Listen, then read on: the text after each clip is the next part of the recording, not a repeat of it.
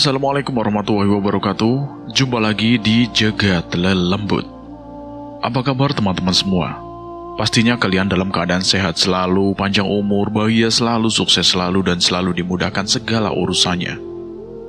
Pada kesempatan kali ini, saya akan menceritakan kisah horor yang berjudul Dendam. Cerita ini ditulis oleh Alin Ambarwati. Buat teman-teman yang baru bergabung di channel ini, silahkan klik dulu tombol subscribe dan tombol loncengnya, agar tidak ketinggalan cerita terbaru dari Jagat Lelembut. Dan terima kasih buat teman-teman yang sudah dukung channel ini, yang sudah nge-like video ini, yang sudah subscribe channel ini, dan yang sudah berkomentar.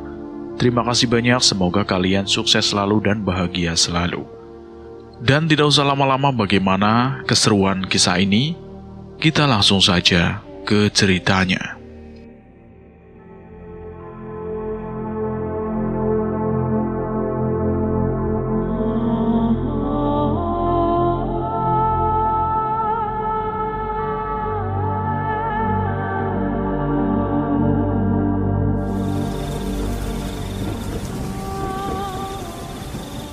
Nama saya Ridho.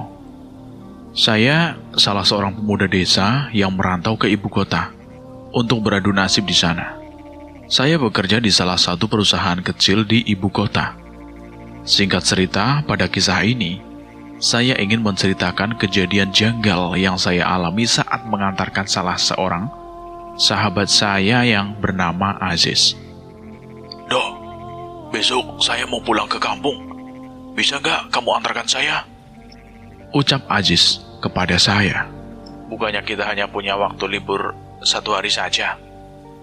"Ada hal yang harus saya selesaikan, Dok." "Oh, gitu ya.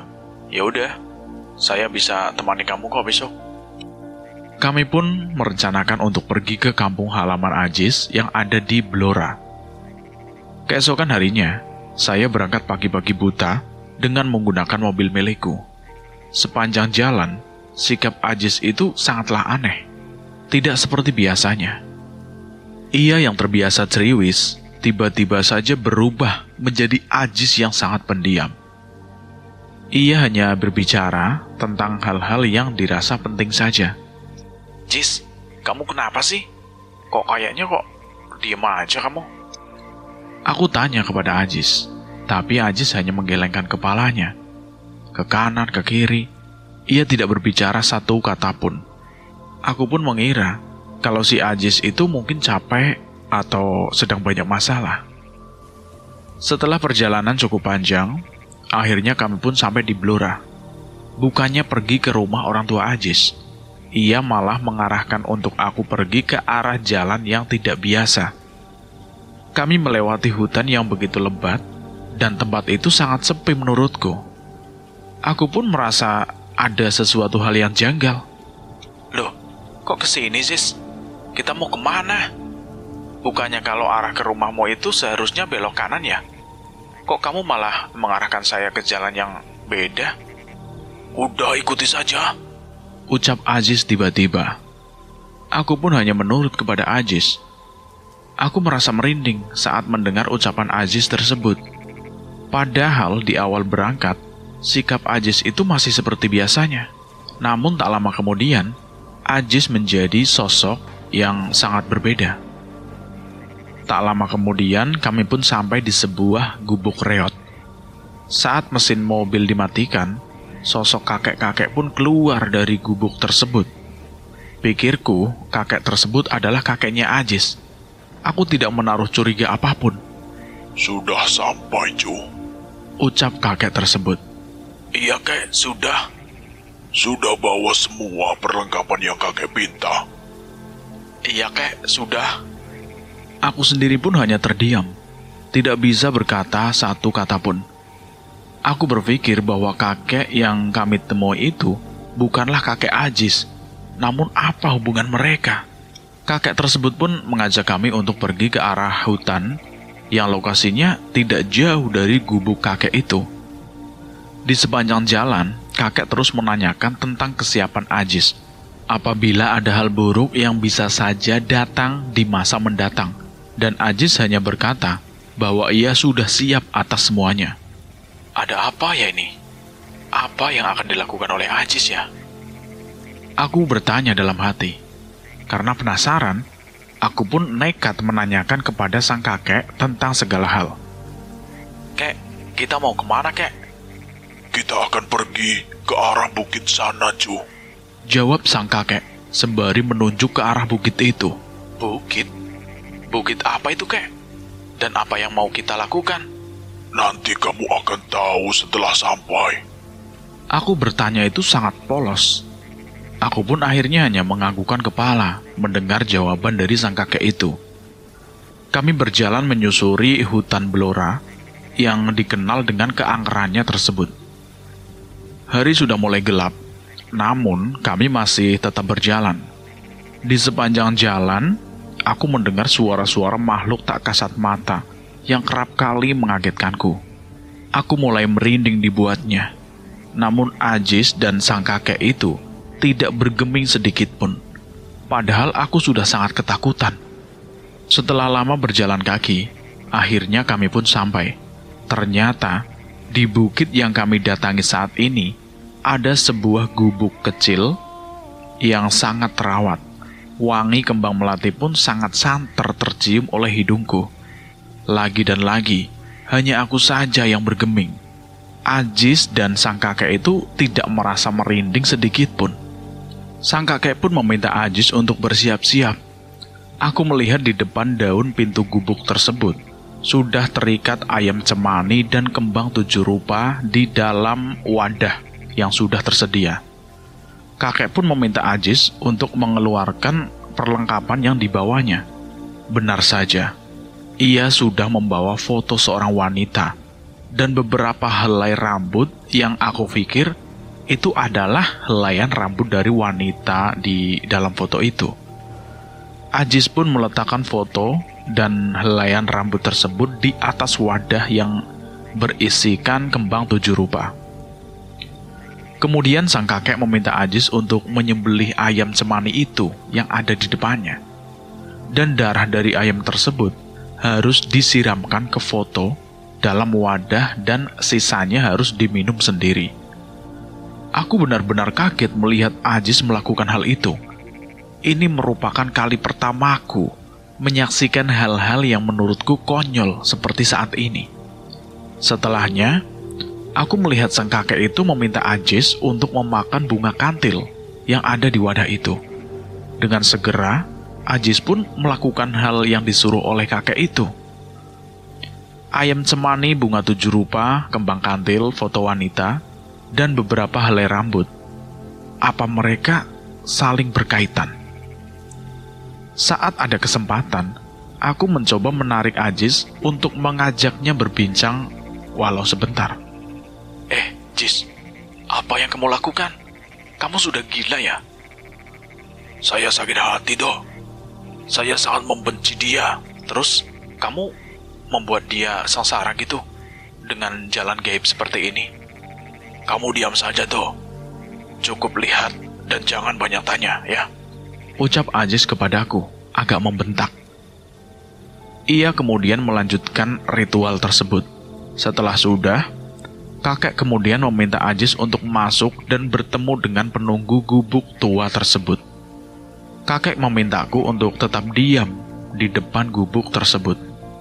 Ju, kita di sini saja. Biarkan Ajis masuk. Ia akan bertemu dengan dia, ucap sang kakek. Aku hanya bisa mengangguk tanda setuju. Padahal saat itu aku sudah tidak nyaman berada di sana. Jika diperbolehkan kabur, maka aku sudah lari terbirit-birit meninggalkan Ajis. Godaan makhluk tak kasat mata semakin santer menghampiriku. Tanpa sengaja, aku pun melihat mereka. Ada sosok genderuwo bermata hijau yang terus memandang ke arahku. Sosok kuntilanak yang sedang menangis dengan wajah hancurnya. Aku hampir stres melihat penampakan penampilan tersebut. Kek, saya ingin pulang, Kek. Tunggu Ajis selesai, ucap sang kakek seperti itu. Aku pun mulai menghampiri dan mengintip ke arah Ajis karena penasaran. Betapa terkejutnya aku saat melihat Aziz sedang berhadapan langsung dengan dia. Sosok makhluk tak kasat mata yang saat itu sedang berdiri tepat di depannya. Mereka saling berbincang sebelum melakukan sebuah perjanjian. Sosok yang berada di hadapan Aziz itu adalah sosok perempuan cantik yang sedang mengenakan kebaya. Namun terkadang ia berubah menjadi sosok kuntilanak dengan wajah yang sangat menyeramkan. Mereka pun berlahan memulai sebuah ritual. Saya sangat membenci perempuan yang ada di foto ini, Nyai. Apa alasan yang mendasari kamu membencinya? Tanya sosok perempuan itu. Dia sudah menolak cinta saya, Nyai, dan menghina saya. Dia mengatakan bahwa saya itu miskin dan tidak pantas bersaing dengan dia, Nyai. Saya sangat sakit hati, Nyai. Lalu apa yang kamu inginkan dariku? Saya ingin dia menderita dan mati berlahan-lahan, Nyai. Oh, gitu ya. Baiklah, ikuti semua perkataanku. Baik, Nyai. Sosok perempuan itu pun mengucapkan sebuah mantra yang kemudian diikuti oleh Aziz. Mereka nampak begitu khusyuk dalam ritualnya. Setelah semua selesai, sosok perempuan itu kemudian membicarakan tentang konsekuensi yang akan ditanggung oleh Aziz. Setiap malam Jumat Kliwon, kamu harus memandikan foto perempuan ini dengan darahmu. Dan per 3 bulan sekali, kamu harus memberikan tumbal kepadaku. Niscaya apa yang kamu katakan di awal kejadian. Selain itu, kamu bisa mendapatkan kekayaan tak tertandingi jika kamu selalu memenuhi itu semua. Baik, Nyai. Baik. Saya siap menanggung semua itu, Nyai. Setelahnya, sosok perempuan cantik dengan kebaya merahnya itu berubah menjadi sosok kuntilanak. Sosok itu menyeramkan dan kemudian menghilang diiringi dengan teriakannya. Aziz pun keluar dari gubuk dan mengatakan kepada kakek bahwa semuanya sudah selesai. Aku yang melihat Aziz keluar dari gubuk reot itu pun langsung menghampiri Aziz dan mencoba menyadarkannya. Sebab ia tidak seperti Aziz yang aku kenal. Aziz yang aku kenal tidak pernah sekalipun berbuat nekat, bahkan di luar naluri seperti ini. Ziz, kamu kerasukan jin apa? Sampai-sampai berpikir pendek seperti ini? Saya hanya ingin membalas sakit hati saya kepada dia, toh. Nampak jelas raut amarah dari diri Aziz. Aku yang melihatnya pun sampai gemeteran.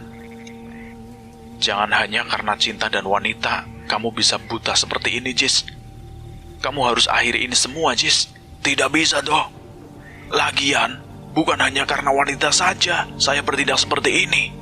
Saya pun ingin membuktikan kepada semua orang bahwa saya tidak sehina itu. Emangnya siapa yang sudah menghina kamu, Jis? Katakan pada saya, biar saya yang atasi. Tapi bukan dengan cara seperti ini, Jis. Sudah, dong. Kamu gak usah ikut campur. Kamu cukup melihat saja. Biar urusan ini jadi urusan saya. Kamu itu, Jis. Ya udahlah. Saya tidak akan ikut campur urusan kamu. Jika terjadi hal buruk, jangan seret-seret nama saya. Kamu tenang saja, dong. Ini urusanku. Aziz pun hanya mengangguk mendengar ucapanku itu.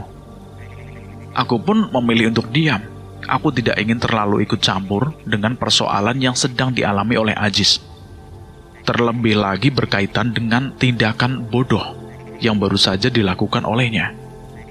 Kakek yang mengantarkan kami pun mengajak kami untuk kembali ke gubuk miliknya. Namun sebelum itu, ia tidak lupa untuk mengatakan sesuatu hal kepada Aziz. Hal yang sangat penting dan tidak boleh diliwati oleh Aziz. Kamu jangan pernah sekalipun meremehkan perjanjian antara diri kamu dengan Nyai itu. Sebab masalahnya akan menjadi besar. Iya, kek. Baik, kek. Setelah itu kami bertiga pun berjalan menyusuri jalan setapak di tengah hutan itu. Kala itu suasananya begitu gelap mencekam. Bahkan jam sudah menunjukkan pukul 3 pagi. Aku hanya terdiam. Begitupun dengan Aziz dan sang kakek. Kali ini tidak ada gangguan apapun dari makhluk halus. Tidak seperti saat perjalanan berangkat tadi. Sesampainya di gubuk kakek, aku pun mengajak Ajis untuk kembali ke ibu kota. Aku sendiri sudah tidak nyaman dengan tempat dan semua hal yang ada di sini. Namun, Ajis tidak mau aku ajak kembali ke ibu kota. Dia seolah-olah telah tersihir oleh banyak hal di Blora ini. Aku tetap membujuknya untuk kembali, sebab aku tidak ingin pulang seorang diri. Aku khawatir terjadi hal buruk terhadapku. Terlebih lagi, aku habis mengantarkan Ajis melakukan hal yang dilarang oleh agama. Aku juga meminta bantuan kepada si kakek agar mau membantuku membujuk Ajis untuk pulang. Ju, urusan kamu di sini kan sudah selesai. Kamu sudah melakukan ritual pembalasan dendam. Kamu sudah menyerahkan foto dan perlengkapan lainnya kepada kakek. Kamu pun berjanji akan selalu menyerahkan tumbal setiap 3 bulan sekali. Sekarang waktunya kamu harus kembali ke tempat asalmu. Tapi kek, saya harus tetap di sini kek. Kamu bisa kembali 3 bulan sekali. Ajis pun dengan mudah menuruti ucapan sang kakek. Ia pun kemudian mengajakku untuk pulang ke ibu kota. Kami pun berpamitan kepada sang kakek itu. Hati-hati di jalan. Satu pesan kakek. Jika nanti dalam perjalanan kalian mendengar suara-suara aneh dari arah belakang kalian, jangan sekali-kali berhenti ataupun menengok. Jaga pesan ini baik-baik. Memangnya kenapa kek? Kalian ikuti saja pesan kakek agar kalian bisa selamat. Kami pun menuruti perkataan kakek, sebab kami tidak ingin terjadi hal buruk dalam perjalanan pulang nanti. Benar saja, baru sekitar 10 menit mobil kami melaju, terdengar suara telapak kaki yang sangat besar. Cahaya bulan pun seketika saja tertutup. Dari bayangan yang kami lihat, itu adalah sosok genderuwo yang sangat besar. Kami sangat takut akan kejadian itu. Namun, kami teringat pesan sang kakek yang mengatakan bahwa kami dilarang menengok ke arah belakang agar kami selamat. Kami pun tidak berani untuk menengok ke arah belakang. Aku pun terus memacu setir mobilku dengan kecepatan sekencang mungkin, dengan perasaan yang tidak karuan. Aku terus mencoba untuk berkonsentrasi dalam mengemudikan mobil ini, hingga akhirnya kami pun sampai di ibu kota. Aku merasa sangat lega, sebab aku masih diberikan keselamatan oleh Tuhan sampai detik-detik terakhir ini. Selang 1 minggu setelah ritual yang dijalani oleh Ajis, terdengar kabar tidak mengenakan tentang perempuan yang sudah membuat Ajis sangat sakit hati. Kabar buruk tentang kematian sang perempuan yang tidak biasa. Saat ia sedang menyabrang di jalan raya, tiba-tiba saja ada truk besar datang dan kemudian menyambarnya hingga tewas. Kejadian itu menyita banyak perhatian. Kejadian itu menyita banyak perhatian semua karyawan di kantor. Bahkan tidak sedikit yang mengaitkannya dengan Ajis. Mereka juga menginformasikan kejadian itu kepadaku. Ridho, kamu tahu nggak? Wanita yang sudah menolak Ajis waktu itu, dia tewas. Ucap salah seorang karyawan. Innalillahi, tewas kenapa bro? Dia tersambar truk saat sedang menyeberang, dan dia tewas di tempat doh. Ucap seorang karyawan itu. Aku pun benar-benar kaget akan kejadian itu. Ia pun kemudian mencari Ajis untuk menanyakan kejadian tersebut. Aku berpikir bahwa kejadian itu pasti ada kaitannya dengan ritual pembalasan dendam yang waktu itu dilakukan oleh Ajis. Aku pun langsung mencari Ajis. Jis, apakah kejadian ini merupakan hasil dari ritual yang kamu jalankan? Ya, bisa dikatakan begitu. Kamu itu benar-benar gila, Jis. Secara tidak langsung, kamu sudah membunuh wanita itu loh, Jis. Ucapku pada Ajis. Ajis bahkan tidak menghiraukan ucapanku. Ia seolah-olah tidak peduli dengan hal itu. Sebaliknya, ia bahkan merasa sangat puas saat ini. Berlahan-lahan semua tujuan dalam hidupnya itu terpenuhi. Aku tak bisa pikir dengan apa yang dipikirkan oleh Ajis. Aku pun kemudian memilih untuk menjauhi Ajis. Aku tidak ingin masuk ke dalam dendam yang sudah membutakan mata Ajis hingga benar-benar buta dalam bersikap dan bertindak. Setelah kejadian itu, perlahan-lahan karir Ajis pun mulai melejit. Ia bahkan terus-menerus mendapatkan promo jabatan, hingga penghasilannya sudah sangat banyak. Ia kemudian memilih untuk membangun sebuah usaha dengan harapan usahanya tersebut dapat berhasil. Ia pun memilih untuk mengundurkan diri dari perusahaan agar ia bisa fokus dalam berbisnis dengan ibunya tersebut. Ajis membangun sebuah perusahaan garmen yang letaknya sangat strategis. Perusahaannya tersebut memiliki alat-alat yang begitu canggih. Bahkan dalam waktu kurang dari 1 bulan, usaha garmennya itu maju sangat cepat. Banyak orang yang kemudian datang kepada Ajis untuk meminta pekerjaan. Namun Ajis tidak sembarangan dalam menerima orang-orang yang datang itu. Ajis hanya akan menerima mereka yang sudah pernah menjahati Ajis, yang pernah meremehkan Ajis, mencaci maki Ajis, dan bahkan tidak berbuat apapun saat Ajis down. Setelah menerima beberapa karyawan, Ajis pun mulai melancarkan aksinya untuk menjadikan mereka tumbal triwulan atas perjanjian yang ia lakukan bersama Nyai di gubuk tua di dalam hutan Blora. Kematian pertama di perusahaan milik Ajis itu akibat kecelakaan kerja. Siapa sangka, mesin yang terlihat kecil dan tidak mungkin menewaskan seseorang, nyatanya menjadi benda yang begitu menyeramkan. Kematian atas nama Johnny. Dia merupakan sepupu jauh Ajis yang selalu meremehkan Ajis dan mencaci maki Ajis karena kekayaannya dulu tidak seberapa dibanding dia. Namun karena ia tidak pandai dalam mengolah uang, kekayaannya pun habis hingga ia meminta pekerjaan dari Ajis. Aku sendiri pun langsung mengetahui bahwa kecelakaan kerja yang menimpa Johnny itu merupakan satu dari sekian banyak rencana Ajis yang akan segera ia tuntaskan. Kali ini aku benar-benar tidak ingin ikut campur. Ajis merasa sangat bahagia. Itu artinya tak lama setelah kejadian itu, ia dapat dengan mudah memperoleh kekayaan secara bertubi-tubi. Ia sudah tidak sabar untuk membungkam semua cacian yang menerpa dirinya. Kini sudah 2 korban yang meninggal atas ulah Ajis, dan pembalasan dendamnya pun berlahan-lahan tercapai satu persatu. Ingin rasanya aku mengumumkan kepada semua orang agar lebih waspada dengan gerak-gerik Ajis. Namun, aku tidak memiliki bukti otentik yang dapat membuat semua orang itu percaya terhadapku. Aku pun memutuskan untuk mencari bukti kuat yang mampu menyadarkan Ajis akan perbuatan buruknya tersebut. Meskipun sangat sulit. Namun, aku selalu berpikir bahwa hal ini harus dilakukan sebelum semuanya terlambat.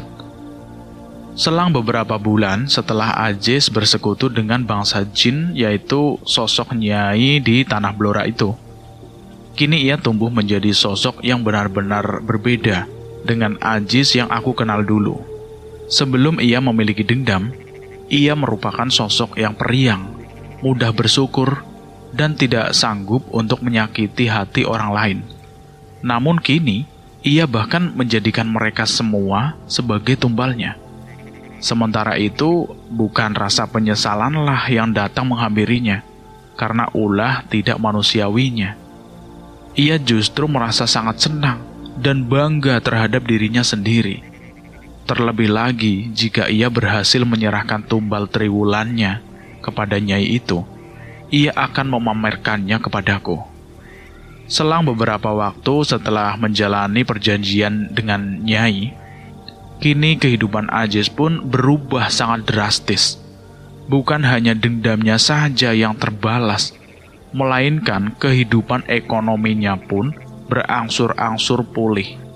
Kini Ajis memiliki kekayaan yang begitu banyak. Sudah memiliki rumah, mobil, dan juga kekayaan lain yang benar-benar sudah mengangkat derajat Ajis. Tak lama setelahnya, aku mendengar kabar yang begitu mengejutkan yang keluar dari mulut Ajis sendiri. Ia mengatakan bahwa kini ia harus melayani Nyai sebagai pelengkap dari ritual dan persembahan tumbal yang Ajis lakukan. Di tiap malam Jumat Kliwon, ia harus melayani Nyai di ruang khusus yang terpisah dengan ruangan-ruangan lainnya. Ruangan tersebut harus berada di dalam rumah Ajis. Di tiap malam Jumat Kliwon itu, Ajis harus melakukan ritual, memanggil Nyai dan kemudian melayaninya dengan baik. Ajis sudah benar-benar gila. Ingin rasanya tidak peduli dengan segala hal yang dilakukan oleh Ajis. Namun hati kecilku selalu mengatakan bahwa harus segera ditolong agar tidak terlalu dalam terjerumus di ruang terkutuk itu. Namun aku sendiri tetap saja buntu saat memikirkan jalan terbaik untuk Ajis. Sebab tidak ada sedikit kesadaran dalam dirinya. Ajis pun mengikuti semua hal yang dijanjikan sebuah persyaratan oleh Nyai atas perjanjian itu. Menyerahkan tumbal triwulan, melayani Nyai, dan tidak melanggar semua hal yang sudah dibicarakan saat perjanjian. Setiap 3 bulan sekali pun, ia akan mengunjungi gubuk tua di tengah hutan yang berada di Blora, dengan didampingi oleh kakek-kakek yang sudah mengantarkannya sedari awal itu, agar ia terus bisa mengabdikan dirinya kepada Nyai. Kehidupan Ajis yang berubah hingga 180 derajat, membuat semua orang merasa kagum terhadapnya. Tak sedikit yang datang kepadanya untuk meminta pekerjaan, atau sekedar ingin menjodohkan anak gadisnya kepada si Ajis itu. Sebab sejauh ini, Ajis tidak kunjung menikah. Ia masih sangat trauma dengan sakit hatinya dulu kepada perempuan yang membuatnya ingin melakukan balas dendam itu. Suatu hari saat Ajis sedang terlelap di kamarnya, tiba-tiba saja ia mendapatkan mimpi buruk. Mimpi tentang wanita yang sudah dijadikan tumbal nampak jelas di sana. Bahkan sang wanita itu merasa sangat marah kepada Ajis. Bahkan dalam mimpinya tersebut, ia mengatakan bahwa akan terus mengikuti Ajis kemanapun dia pergi. Bahkan tidak jarang dalam mimpinya tersebut, sang perempuan mencoba mencekik leher Ajis. Karena mimpinya tersebut, Ajis kekurangan jam tidurnya. Mimpi itu sudah benar-benar menghantuinya. Karena merasa tidak nyaman, Ajis pun memutuskan untuk pergi ke gubuk tua di tengah hutan Blora tanpa ditemani oleh siapapun. Ia datang untuk meminta pertolongan kepada Nyai agar bisa menghapus mimpinya tersebut, hingga setiap malam ia tidak merasa ketakutan akan roh-roh yang sudah ditumbalkan. Meski demikian, ia tidak berhenti untuk menyerahkan tumbalnya di setiap 3 bulan sekali, sehingga kekayaan dalam hidupnya pun terus-menerus berlanjut.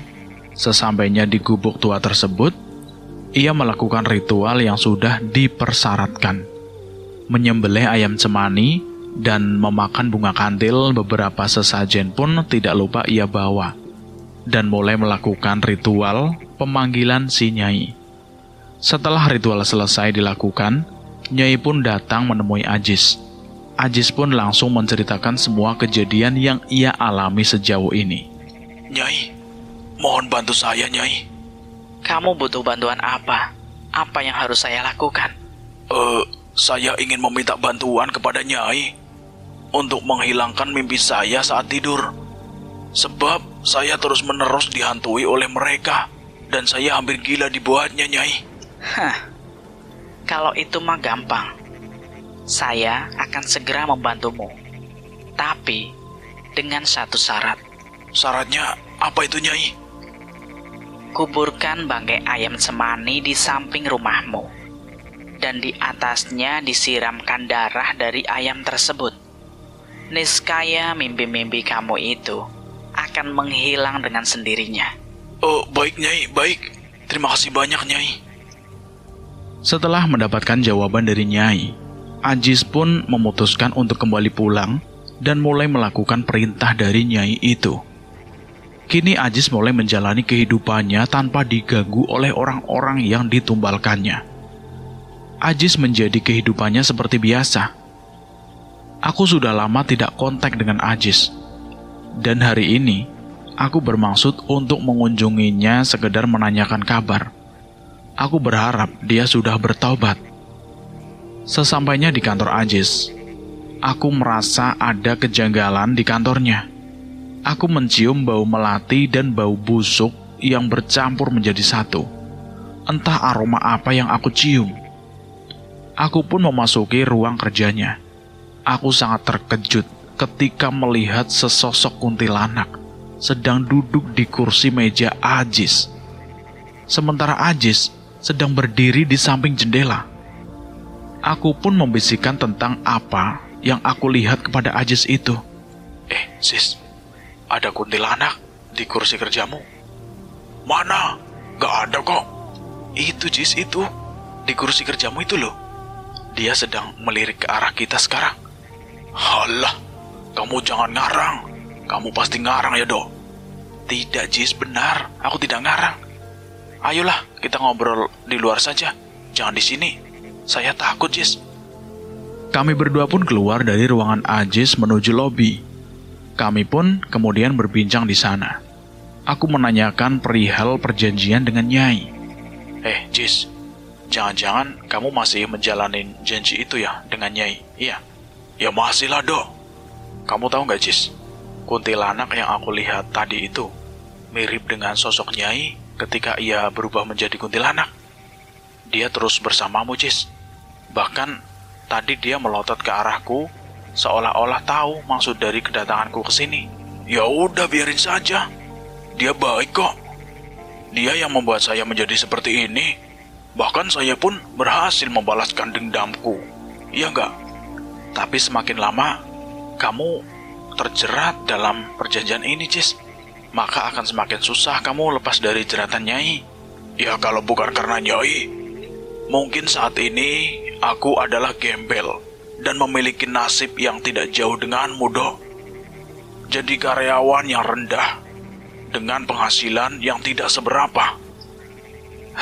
Jis. Setidaknya uang yang saya hasilkan tidak menjerat hidup saya, Jis. Itu urusanmu. Kamu datang kemari mau apa? Pinjam uang? Saya kemari itu hanya sekedar ingin menanyakan kabar tentangmu dan ingin tahu apakah kamu masih menjalani janji dengan bangsa jin. Namun nyatanya, respon kamu sangatlah buruk, Jis. Lebih baik saya pulang saja. Jika suatu saat terjadi hal buruk terhadapmu, jangan salahkan saya ya, Jis. Sebab sudah aku peringatkan kamu sejak lama, ya. Aku pun akhirnya memutuskan untuk pulang. Aku tidak lagi menaruh respek kepada Ajis. Ia benar-benar sudah menjadi Ajis yang sangat lemah. Bahkan ia tidak menggubris omonganku dan malah semakin larut dengan perjanjiannya tersebut. Singkat cerita, aku pun benar-benar kehilangan kontak dengan Ajis setelah kejadian tersebut. Mungkin ia benar-benar sudah melupakan persahabatan kita ini. Suatu ketika, aku mendengar sebuah kabar buruk yang menimpa Ajis. Ia mengidap penyakit mematikan yaitu kanker. Bahkan ia didiagnosa umurnya sudah tidak lama lagi. Entah apa yang terjadi dalam hidupnya. Aku sendiri pun kurang tahu. Karena merasa kasihan, aku pun mencoba mencari tahu keberadaan berita itu. Meskipun sudah hilang kontak sudah sedari lama, namun hal itu tidak membuatku membenci Ajis atas semua cacian yang dulu sempat ia lemparkan kepadaku. Hari ini aku memutuskan untuk menemuinya di rumah. Sesampainya di sana, aku pun mencium bau yang seperti bau di kantor ketika dulu aku datang menemuinya. Bau melati yang bercampur dengan bau busuk. Ketika baru sampai di rumahnya, Ajis langsung mengetahui kedatanganku. Ia pun kemudian mendekat ke arahku dan tiba-tiba saja memelukku dengan begitu erat. Jis, kenapa kamu jadi seperti ini, Jis? Saya tidak tahu, Dok. Saya hanya menjalani ritual yang dijanjikan prasyarat oleh Nyai. memberikan tumbal dan melayaninya. Tetapi seiring berjalannya waktu, tubuhku merasa hal yang benar-benar menyakitkan, doh. Hingga akhirnya saya berakhir seperti ini. Mungkin karena kamu terus melayani Nyai, hal ini terjadi, Jis. Meskipun demikian, saya tidak bisa berhenti dari jeratan Nyai, doh. Saya harus tetap melayaninya di setiap malam Jumat Kliwon. Kenapa kamu nggak bisa berhenti? Memangnya sangat sulit untuk menjauh darinya. Kamu jangan memikirkan dendam dan hartamu saja, Jis. Nyawamu juga penting. Roh jahat itu tidak akan semudah itu melepaskan dari jeratannya, doh. Kamu ingin sembuh? Jika iya, saya akan cari tahu solusi terbaiknya. Iya, doh. Terima kasih, doh. Ia pun hanya bisa memelukku dengan erat. Nampak jelas raut penyesalan yang tergambar dari wajahnya. Namun, semua itu sudah terjadi, dan penyesalan memanglah selalu datang terlambat. Aku pun mencari berbagai cara untuk menemukan solusi terbaik, guna menuntaskan persoalan yang sedang dihadapi oleh Ajis. Meskipun dia kerap kali meremehkanku dan tidak memperdulikanku, namun aku sangat peduli dengan Ajis. Terlebih lagi, aku tahu jika dia sudah salah langkah begitu jauh. Aku kemudian mencari informasi dari beberapa teman dan kerabat tentang siapa orang yang mampu menyembuhkan Ajis tanpa harus pergi ke dukun atau lainnya, melainkan diobati dengan cara benar-benar sesuai ajaran agama. Akhirnya aku pun mendapatkan informasi bahwa ada salah seorang kiai yang mampu mengobati hal-hal mistis seperti yang menimpa Ajis itu. Aku pun mendatangi kiai yang bernama Kiai Husain. Jarak rumah Kiai Husain itu cukup jauh dari kediamanku. Jarak tempuh ke rumah beliau pun harus ditempuh selama 2 jam dengan menggunakan sepeda motor. Meski demikian, aku tidak segan untuk mendatangi rumah beliau.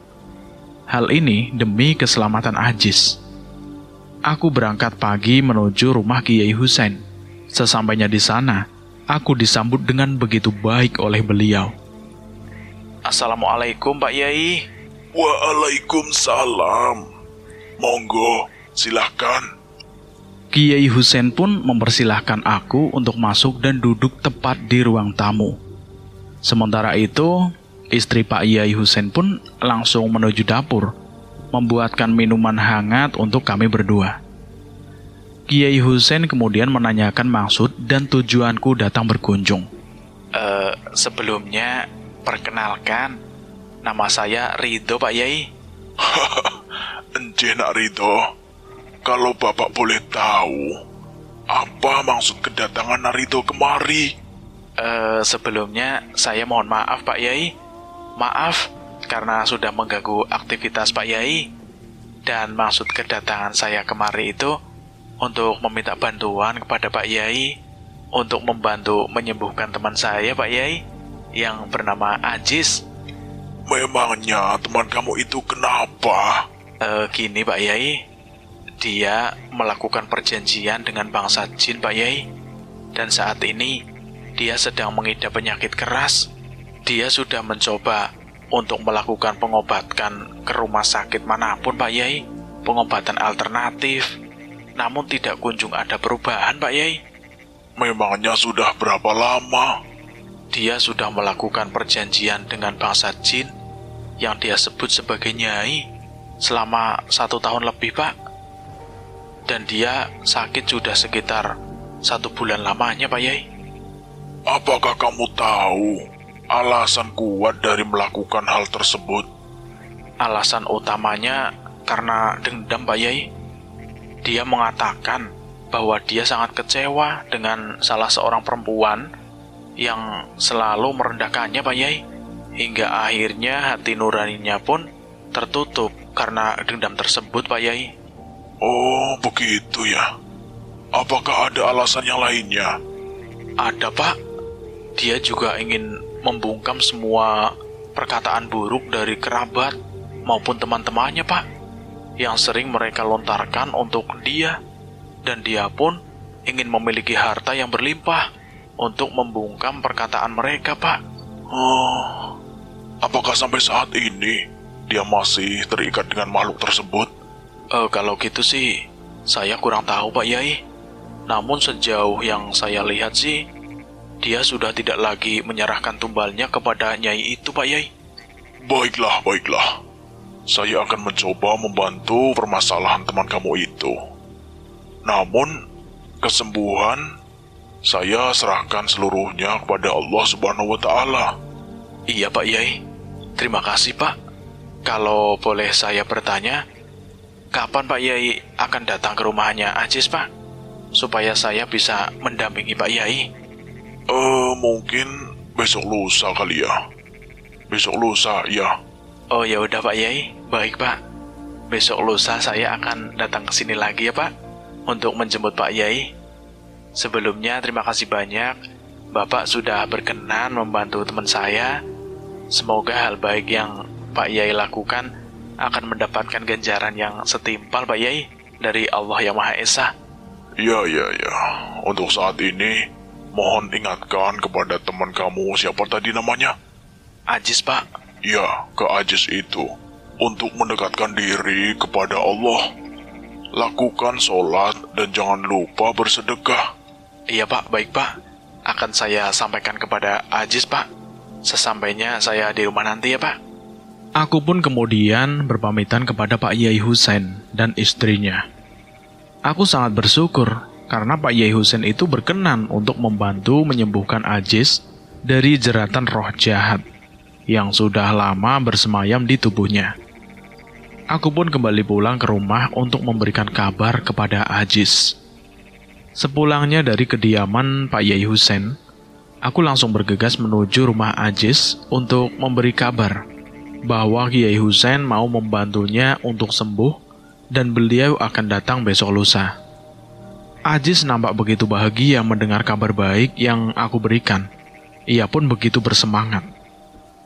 Saat aku menemani Ajis di rumahnya, aku teringat salah satu pertanyaan yang dilontarkan oleh Kiai Husein saat di rumahnya, yang aku sendiri pun bingung saat menjawab pertanyaan tersebut. Aku pun kemudian memberanikan diri untuk menanyakan kepada Ajis. Jis, bolehkah aku bertanya satu hal kepada kamu, Jis? Pertanyaan ini juga ditanyain sama si Pak Yai Husein itu saat saya berkunjung ke rumahnya kemarin. Tentu boleh, Dok. Memangnya kenapa? Gini, Jis. Apakah saat ini kamu masih bercengkrama dengan roh Nyai itu? Apa kamu juga masih menyerahkan tumbal dan melayaninya hingga sekarang? Saat aku menanyakan hal itu, Ajis hanya diam hingga tidak ada satu kata pun yang keluar dari mulutnya. Wajahnya nampak pucat pasi, dan meskipun ia tidak berkata apapun, namun aku dapat memahami apa yang ingin dikatakan oleh Ajis itu. Kenapa kamu masih bercengkrama dengan roh jahat itu sih, Jis?